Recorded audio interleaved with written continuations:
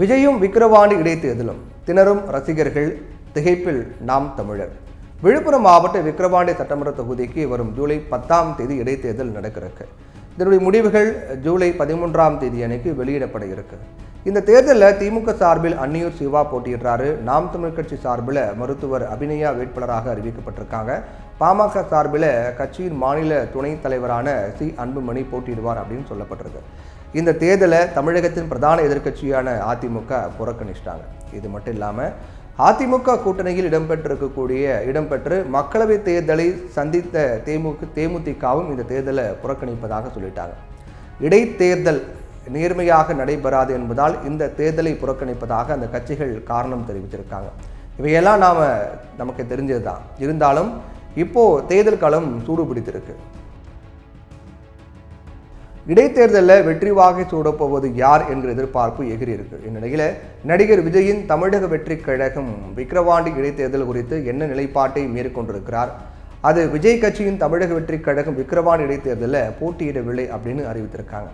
மேலும் இந்த தேர்தலில் யாருக்கும் ஆதரவு கிடையாது அப்படின்னும் தமிழக வெற்றி கழகம் சொல்லிட்டாங்க. இது தொடர்பாக அந்த கட்சியினுடைய பொதுச் செயலாளர் புசி ஆனந்த் வெளியிட்டிருக்கக்கூடிய அறிக்கையில் தமிழக வெற்றிக் கழக தலைவர் விஜய் கடந்த பிப்ரவரி மாதம் 2ஆம் தேதி வெளியிட்ட கட்சி தொடங்க அறிவிப்பானை முதல் அறிக்கையிலேயே எங்கள் கழகத்தின் அரசியல் நிலைப்பாடு குறித்தும் தெளிவாக குறிப்பிட்டிருக்கார் அப்படின்னு சொல்லியிருக்காரு புசி ஆனந்த். அதே போல் அவர் தொடர்ந்து அந்த அறிக்கையில் சொல்லும்போது சீக்கிரமாகவே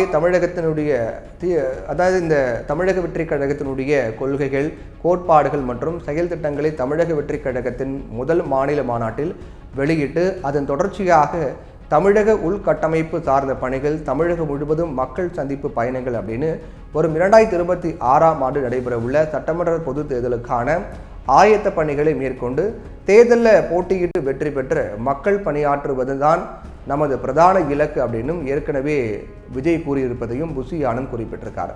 அதனால் அது வரைக்கும் இடைப்பட்ட காலத்தில் நடத்தப்படக்கூடிய உள்ளாட்சி தேர்தல் உள்ளிட்ட எந்த தேர்தலையும் தமிழக வெற்றி கழகம் போட்டியிடாது அப்படிங்கிறத தெரிவித்துக் கொள்கின்றேன்னு சொல்லியிருக்காரு.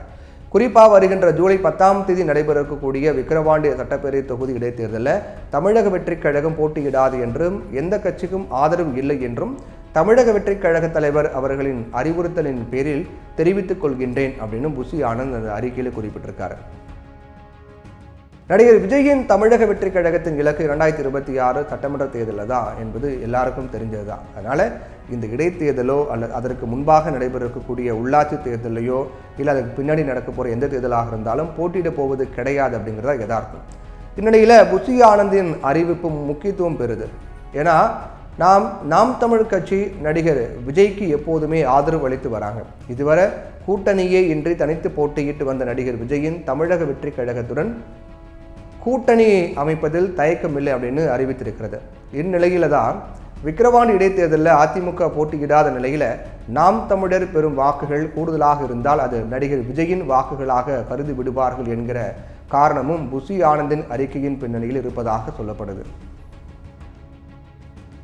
அதே நேரத்தில் மக்களவை தேர்தல் முடிந்த பின்னரும் ஸ்லோ மோஷன்லேயே அரசியல் நகர்த்தி வருகிறார் அப்படிங்கிற ஆதங்கமும் அப்படி ஆதரவாளர்களிடையே எழுந்திருக்கிறது.